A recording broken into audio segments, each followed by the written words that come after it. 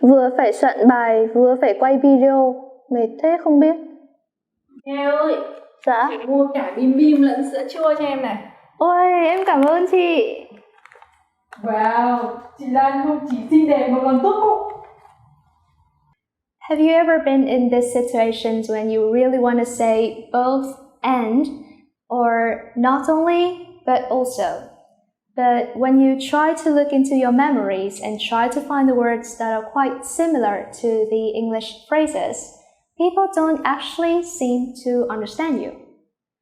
Well, I guess this is because we actually use some other phrases to express the same ideas like this. And today, in this video, we're going to show you several different ways of saying both and or not only but also.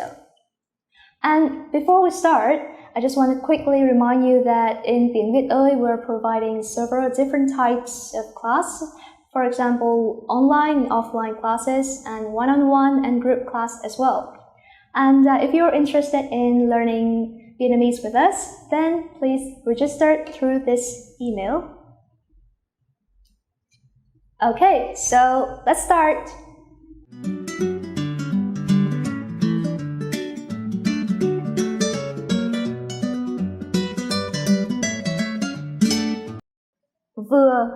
Vừa. There are several ways we can use this structure to emphasize in Vietnamese, but the most common way would be to add an adjective after each vừa word. By this way, by saying vừa this, vừa that, in most cases, it would imply that these two characteristics are equally emphasized, which is quite similar to both this and that in English. For instance, cô ấy vừa xinh vừa giỏi. Ở đây vừa đông vừa nóng. However, besides adjective, we can also use this structure with the verbs to show that these two activities, these two actions are being done at the same moment. And if you translate it, it would be quite similar to doing this while doing that. For example, vừa sạc điện thoại, vừa dùng là không tốt đâu. Em ấy vừa đi, vừa hát. Cả, lẫn.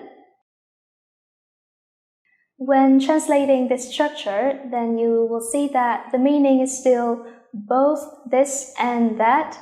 However, the difference here is that this term is more commonly used with the nouns. And of course, the two nouns are still equally emphasized. For example, nhà anh ấy có cả vườn lẫn bể bơi. Em định mua cả xe máy lẫn ô tô. Đã, lại còn. As you may already know, this structure we often use it to describe not only but also something. And usually, when using this term, we often mean that the characteristics or the activities have already been realized, have already been mentioned before. Like we may say, anh ấy đã giàu, lại còn đẹp trai. And also, there are several equivalents for this term, and those are không những mà còn, chẳng những mà còn, không chỉ mà còn. And I think maybe you've already seen them in in some Vietnamese learning sites already. So what is the difference between không chỉ mà còn and đã lại còn that we already mentioned? Well, besides the fact that không chỉ mà còn is a little bit more formal structure. Then also this term can be used with the activities that haven't happened yet and basically your intentions in the future. For example, em không chỉ muốn đi du học mà còn muốn đi làm.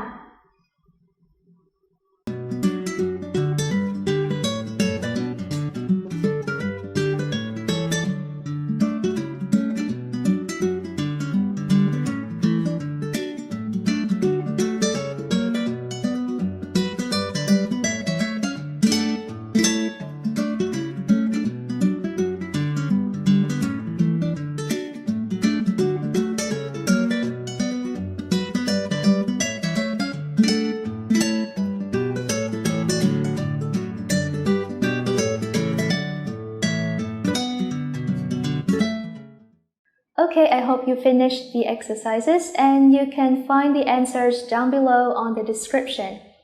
And okay, for now let's revise a little bit about the structures that we learned today. Vừa, vừa. Cả, lẫn. Đã, lại còn. Không chỉ, mà còn. That's all, and I really hope that you can really apply these emphasizing structures on your daily conversations. Alright, and if you like our video, please give it a thumbs up and please subscribe our YouTube channel to wait for the upcoming videos of Tiếng Việt Ơi. And that's all. Goodbye for now.